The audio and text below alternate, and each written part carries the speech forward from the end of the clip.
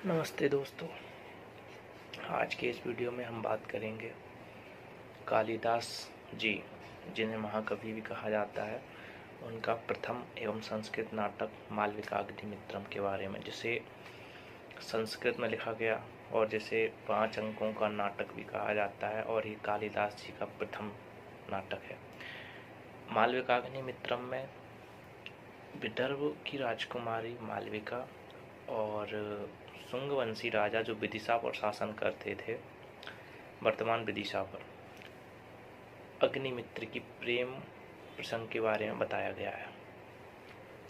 कालिदास जी लिखते हैं कि जब मालविका जो विदर्भ की राजकुमारी थी, जब उनके क्षेत्र में आक्रमण हुआ तो वह वहाँ से भागकर विदिशा के शासक शुंगवंशी राजा अग्निमित्र के यहाँ आश्रय लेती हैं, भेष बदलकर, और उनकी इसमें मदद करते हैं शुंग वंश के एक शासक के मंत्री।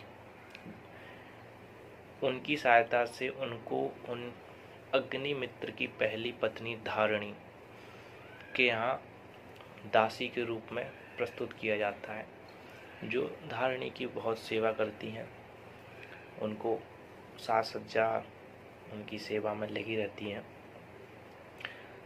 धीरे धीरे पता चलता है कि अग्निमित्र को कि मालविका बहुत सुंदर है और उनकी सुंदरता के चर्चे होते हैं हर दासियों के बीच में। जब एक बार मालविका की एक फ़ोटो उनके सामने आती है तो वो उस फोटो को देखकर मालविका पर मोहित हो जाते हैं। इस मोहित होने पर इस बात का पता उनकी पहली पत्नी धारणी को चल जाता है। तो जो महारानी धारणी थी, अग्निमित्र की पहली पत्नी, वो मालविका को दासी के रूप में देखती थी, तो उन्होंने उनको कैद करवा दिया। इस बात का पता जब शुंगवंशी राजा अग्निमित्र को पता चला तो उन्होंने इसकी खोज करवाई। तो पता चला कि मालविका दासी नहीं है, वह एक विदर्भ राज की राजकुमारी हैं। और जब उनको ये पता चला तो जो रानी धारणी थी, उनको और अग्निमित्र के प्रेम का पता चला तो उन्होंने उसको स्वीकार कर लिया।